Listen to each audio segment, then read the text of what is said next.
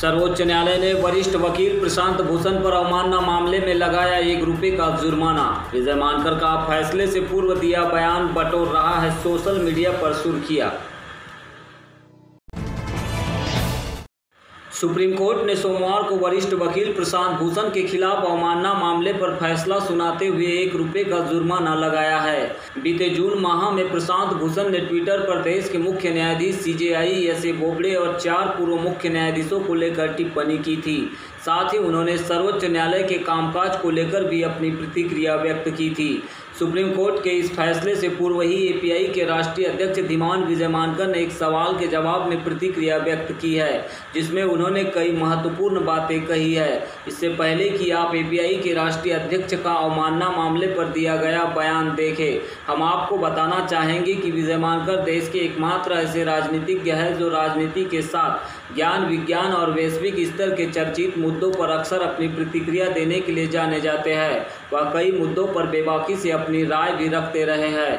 साथ ही पार्टी के official Facebook page एवं ट्विटर अकाउंट पर भी समसामयिक मुद्दों के साथ अन्य विषयों पर विचार रखते हैं, जिसकी सोशल मीडिया पर काफ़ी चर्चा होती है। सर, हम ये जानना चाहते हैं कि कंटेम्प्ट का जो केस चल रहा है प्रशांत भूषण जी की ओर के ऊपर, तो उन्होंने जो उसके ऊपर स्टैंड लिया है, इसके ऊपर आप क्या कहना चाहते हैं? सुप्रीम कोर्ट का सम्मान करते हुए और उसके कंटेम्प्ट्स के जो पावर हैं आर्टिकल 129 और कंटेम्प्ट्स एक्ट है 1971 के अंदर, उसको रिकॉग्नाइज करते हुए मैं कुछ बातें कहना चाहूँगा कि प्रशांत भूषण जी ने जो स्टैंड लिया है कि I stood by what ever I से, और मैं जो है उसके लिए माफ़ी नहीं मांगूंगा, क्योंकि वैसा मांगने से जो है वो मैंने जो कहा वो कंटेम्प्टियस हो जाएगा। तो मैं समझता हूँ अगर उनको ये कन्विक्शन है कि उन्होंने जो कहा है, और किसी भी एक नागरिक को जुडिशरी में क्या बातें सही है या गलत है इसका ओपिनियन देने का ज़रूर अधिकार है। यानी right to contempt is not about the right, fundamental right of freedom and speech और freedom of speech and expression, opinion, ये जितने राइट्स है ह्यूमन राइट्स जो है, जो ICCPR 1966 जिसको रेटिफाई किया इंडिया ने और हमारे इंडियन कॉन्स्टिट्यूशन में आर्टिकल 19 में है, उसके ऊपर सुप्रीम कोर्ट का कंटेम्प्ट पावर नहीं है, ये मेरा क्लियर मानना है। और इसलिए अगर प्रशांत भूषण जी को ये लगता है कि भाई उन्होंने जो कहा है वो सही है और उसके लिए वो फर्म रहेंगे और जुडिशरी को प्रॉपर प्रोसीजर फॉलो करके उसका डिसीजन लेना चाहिए, तो मैं समझता हूँ कि उनका व्यू एक तरह से सही है। दूसरा, मुझे ये लगता है कि जुडिशरी का सम्मान करते हुए कि जुडिशरी के इंडिपेंडेंस के साथ साथ जुडिशरी की अकाउंटेबिलिटी, जुडिशरी की इंटीग्रिटी, जुडिशरी की न्यूट्रलिटी, जुडिशरी में डाइवर्सिटी, ये चीज़ें बहुत ज़्यादा अहम होती है।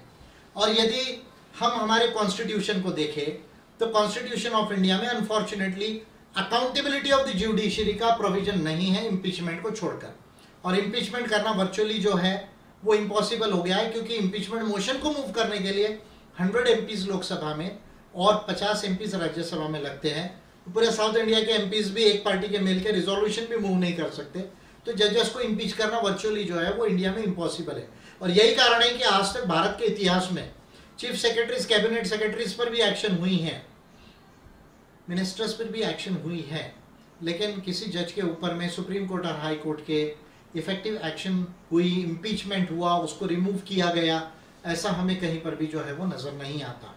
तो इसलिए हमारे कॉन्स्टिट्यूशन में judicial accountability, judicial integrity, judicial impartiality and representation in judiciary, diversity in judiciary और affirmative action and reservation in judiciary, इसके प्रोविजंस को जो है वो लाने की ज़रूरत है। और कंटेम्प्ट एक्ट और कंटेम्प्ट के जो प्रोविजंस आर्टिकल 129 के अंदर है उसको अमेंड करके कि these powers are not about the fundamental rights and human rights of the citizen, ऐसे प्रोविजंस को लाने की जो है वो ज़रूरत है। जब तक ये नहीं होगा, हर इंडिविजुअल केस में अलग अलग इंडिविजुअल्स को अलग अलग स्टैंड लेना पड़ेगा। हमने देखा कि जस्टिस कर्नन जी का भी इम्पीचमेंट हुआ, उनको भी 6 महीने लगभग जो है शायद उनको जो इम्प्रिजनमेंट हुआ है। तो ऐसे केसेस अलग अलग समय में अलग अलग जजेस जो है वो अलग अलग व्यू लेकर जो है वो अलग अलग निर्णय दे सकते हैं, और हर इंडिविजुअल को अपनी अलग अलग लड़ाई लड़ना पड़ेगा। तो इसको अगर प्रॉपर स्ट्रीमलाइन करना है तो कॉन्स्टिट्यूशन में अमेंडमेंट करके, फिर मैं रिपीट कर रहा हूँ, इंडिपेंडेंस ऑफ जुडिशरी के साथ में accountability of the judiciary, integrity of the judiciary, impartiality of the judiciary, diversity in judiciary के प्रोविजंस को लाना पड़ेगा।